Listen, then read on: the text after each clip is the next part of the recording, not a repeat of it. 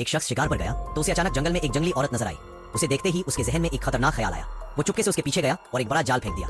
किस्मत ने साथ दिया और वो जंगली औरत उसके जाल में फंस गई। भागने से रोकने के लिए उसने फौरन बंदूक के पट से उसके सर पर मारा, जिससे वो बेहोश हो गई।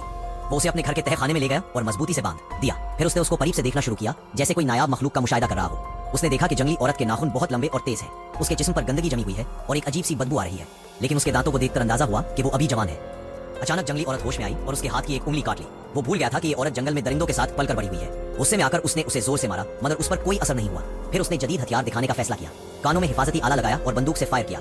गोली की आवाज से जंगली औरत के कान फिटने लगे। वो चीखने लगी, मगर फिर जब उसने देखा कि बंदूक दोबारा उसकी तरफ है तो वो फौरन चुप हो गई। आदमी ने अपनी बीवी और बच्चों को बुलाया और कहा कि उनके लिए एक सरप्राइज है। सब नीचे तहखाने में आए तो हैरान रह गए कि वहाँ एक जिंदा इंसान बंधा हुआ है। उसने फख्र से बताया कि ये वो जंगली औरत है जिसे उसने बड़ी मेहनत से पकड़ा है। उसने कहा कि अब हम उसे इंसानों की तरह बनाएंगे। बीवी और बेटियां डर गईं, मगर छोटा बेटा बहुत खुश हुआ, जैसे कोई नया पालतू जानवर मिल गया हो। बीवी ने जंगली औरत के लिए खाने की एक हल्की खिचड़ी बनाई, लेकिन जब उसने खाना देने की कोशिश की तो जंगली औरत ने सारा बर्तन उलट दिया। रात को बीवी ने शौहर से कहा कि ये गलत है, मगर शौहर ने उसे थप्पड़ मार दिया।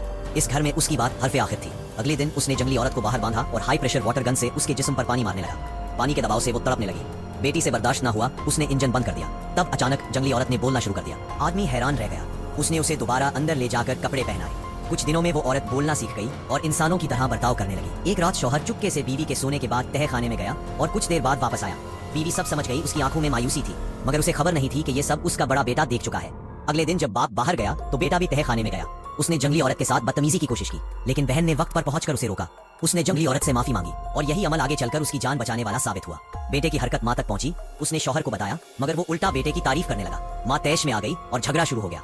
उसने तलाक लेने की बात की तो शौहर ने उस पर तशद्दुद किया। अचानक दरवाजे पर बेटी की टीचर आ गई जो घर मिलने आई थी। शौहर ने जल्दी से बीवी को सीधा बिठाया और झूठ बोला कि वो सो रही है। टीचर ने बताया कि बेटी शायद हामिला है। शौहर को गुस्सा आया और उसने समझा कि टीचर उसे इल्जाम दे रही है। उसने टीचर को मारा और बेटे को हुक्म दिया कि रस्सी लाओ। दोनों ने टीचर को भी तहखाने में घसीट लिया। बेटी ने अपने बाप से इल्तिजा की कि वो ऐसा ना करे, मगर उसने कुछ ना सुना। उसने टीचर को कुत्ते के साथ बंद कर दिया। वहाँ एक और कैदशुदा जंगली इंसान भी था जो टीचर पर हमला आवर हो गया।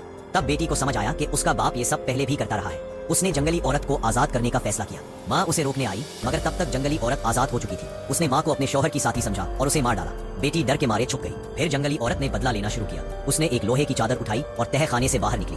बाप और बेटा खौफ से कांपने लगे। बेटे को उसने एक ही वार में मार डाला। बाप ने बंदूक उठाने की कोशिश की, मगर वो भी मारा गया। उसका दिल निकालकर जंगली औरत ने अपने हाथों से खा लिया। बाद में जब वो बाहर निकली तो एक और जंगली मर्द ने उसे अपना लीडर मान लिया। उसने उसे थप्पड़ मारकर कहा, अगर मेरा साथ चाहता है तो हुक्म मानना सीख। फिर उसने शिकारी का दिल उसके साथ बांट लिया।